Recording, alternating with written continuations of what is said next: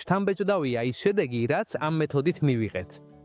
ეს არის ყველაზე ეკონომიური მეთოდი, რაც კი ოდესმე შეგვხვდება ცხოვრებაში მარტივი და უპრობლემო. თუ გინდა გაიგო, როგორ გქონდეს უსასრულო რაოდენობის ხეხილი, დარჩი ბოლომდე, რადგან დღეს ნაბიჯ-ნაბიჯ გასწავლი დაბალბიუჯეტიან მეთოდს, რომელიც გამოგადგება ლიმონის ხეებისთვის, ხეხილებისთვის და პრაქტიკულად ნებისმიერი მცენარის გასამრავლებლად. ახლა პირდაპირ გადავიდეთ იმ მასალებზე, რაც დაგჭირდება, რადგან ნახავ, რომ აქ არაფერია რთული. გამოვიყენებთ ორ პარკს. ერთ გამჭვირვალე პარკს, რომელიც იქნება მთავარი და მეორე ოდნავ დიდ პარკს, რომელიც შეიძლება იყოს გამჭვირვალე, თეთრი ან სხვა ფერის, მაგრამ იდეალურია თუ ნახევრად გამჭვირვალეა, რომ სინათლე გაატაროს. ასევე დაგჭირდება ქვიშა. ქვიშა შეიძლება იყოს მდინარის ქვიშა, სამშენებლო ქვიშა ან ფილტრაციის ქვიშა, რომელიც ეს უკანასკნელი ყველაზე რეკომენდებულია. ნებისმიერი ტიპის ქვიშა გამოგვადგება, მთავარია კარგად იყოს გარეცხილი, რომ მოიშოროს ორგანული ნარჩენები, მარილები ან სხვა მინარევები, რომლებიც სოკოს წარმოქმნას გამოიწვევს. რაც შეეხება რაოდენობას, დაგჭირდება დაახლოებით 4 ჩიქა ქვიშა, პლუს-მინუს. ეს რაოდენობა საკმაოდ შეიძლება განსხვავდებოდეს იმის მიხედვით, რამდენად დიდად გვინდა ჩვენი დაბალბიუჯეტიანი გამრავლების მოწყობილობის გაკეთება და რამდენი ნერგის ჩადგმას ვაპირებთ. მთავარია, რომ ქვიშის მოცულობა საკმარისი იყოს, რათა ფესვებს ზრდაში არანაირი პრობლემა არ შეექმნათ. ასევე დაგჭირდება ბამბის პატარა ნაჭერი.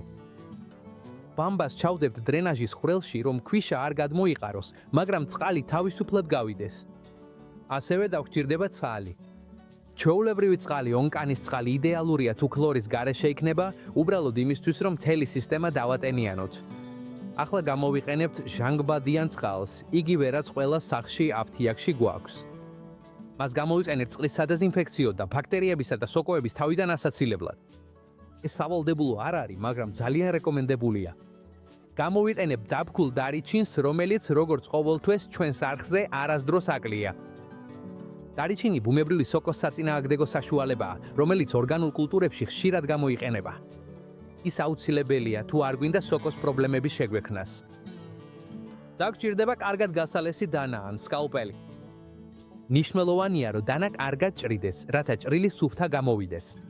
ასევე დაგჭირდება თოკი, ძაფი, პლასტმასის სამაგრი ან ნებისმიერი სახის შემკვრელი. ეს დაგვეხმარება პარკის ზედა ნაწილის დალუქვაში. და რა თქმა უნდა, ალოევერას ფოთორი. და ბოლოს, ამ შემთხვევაში გამოვიყენებთ 3 ლიმონის ნერგს.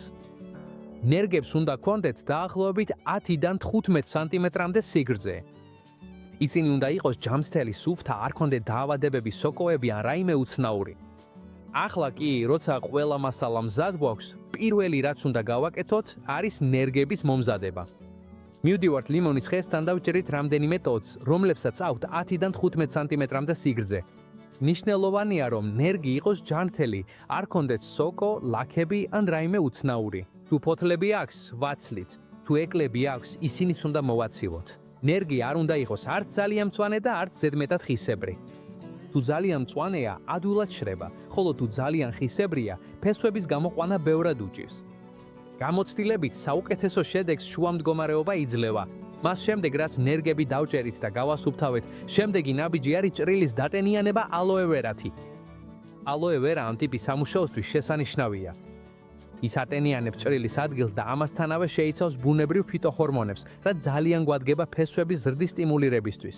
უბრალოდ ავიღებთ ალოევერას რბილობს და კარგად წაუსვამთ ნერგის ძირზე, ზუსტად იმ ჭრილზე, რაც გავაკეთეთ. ეს სამივე ნერგზე ვათითებთ. მას შემდეგ, რაც ალოევერა წავისვით, გადავდივართ დაბქულ დარიჩინზე. დარიჩინი ბუნებრივი სოკოს-საწინააღმდეგო საშუალებაა, რომელიც ორგანულ მეურნეობებში ხშირად გამოიყენება. ეს აუცილებელია, თუ არ გვინდა სოკოს პრობლემები შეგვექმნას. კარგად ვფარავთ ნერგის ჭრილს დარიჩინით და ამით ნერგები უკვე მზად არის. ახლა გადავდივართ გამჭვირვალე პარკზე, რომელიც მთავარი იქნება. ეს ნაბიჯი მშვიდად უნდა გავაკეთოთ, რადგან აქ ვამზადებთ მთელ სისტემას. პირველი, რასაც გავაკეთებთ, პარკში ქვიშას ჩავკრით. დაახლოებით 2 ჭიქა ქვიშას ჩავყრით. ზუსტად გაზომვა საჭირო არ ამი.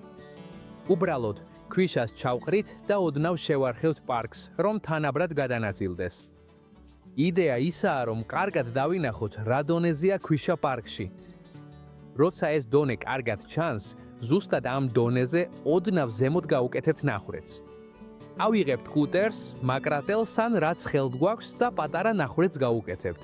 საჭირო არ არის, რომ დიდი იყოს. ეს ნახრეთი დრენაჟის ფუნქციას შეასრულებს. როცა მორწყვას დავიწყებთ, ზედმეტი წყალი აქედან გამოვა და ასე ავიცილებთ წყლის დაგუბებას. ახლა პარკის შიგნით ვდებთ ბამბის პატარა ნაჭერს. ბამბა ძალიან მნიშვნელოვანია, რადგან წყალს გასვლის საშუალებას აძლევს, მაგრამ ქვიშას არ ატანს, როცა შევსებას გავაგრძელებთ. ბამბას კარგად ვათავსებთ ისე, რომ ზედმეტად არ დავაჭიროთ. როცა ბამბა თავის ადგილზეა, ვაგრძელებთ დანარჩენი ქვიშის ჩაყრას. მელნელა ვამატებთ ქვიშას, სანამ მოცულობას არ შევავსებთ. არ კომპაქტავთ, უშვებთ, რომ ქვიშა ბუნებრივად ჩავიდეს. საბოლოოდ უნდა მივიღოთ კომპაქტური და მტკიცე ბურთი. პარკის შეკვრამდე წყალს მოვამზადებთ.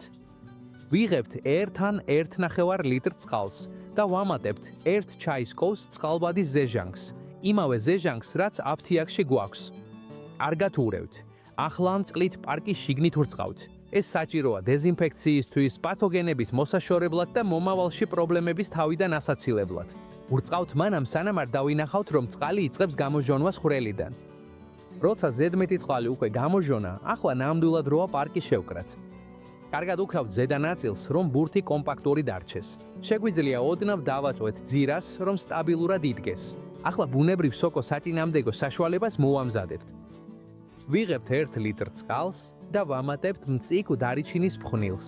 კარგად ვუყრევთ და შემდეგ ვფილტრავთ თხელ ტილოში ან ყავის ფილტრში, რომ სპრეი არ გაიჭედოს. გაფილტვის შემდეგ ვასხამთ სპრეის ბოთლში. ახლა ვათავსებთ ნერგეთს. პარკში ვაკეთებთ პატარა ნახრეთს და ვსვამთ ნერგებს დაახლოებით 3-4 სანტიმეტრზე. შეგიძლიათ ისინი ვერტიკალურად ან ოდნავ დახრილად ჩასვათ, როგორც გნებავთ. როგორც კი დავამაგრებთ, ვასხურებთ მთელ პარკს და ყველა ნერგს სოკოს საწინააღმდეგო პრევენციულ ხსნარს. შემდეგ ყველაფერს ვათავსებთ მეორე პარკში, რომ შევქმნათ სათბურის ეფექტი, რაც ძალიან მნიშვნელოვანია ტენიანობის შესანარჩუნებლად.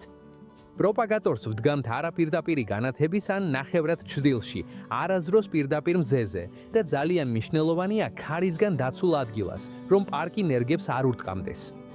ამ ეტაპიდან მხოლოდ ლოდინი გვჩება. დაახლოებით ყოველ 3 დღეში ერთხელ ხსნით პარკს და ისევ ვასხურებთ სოკოს საწინააღმდეგო პრევენციულ ხსნარს.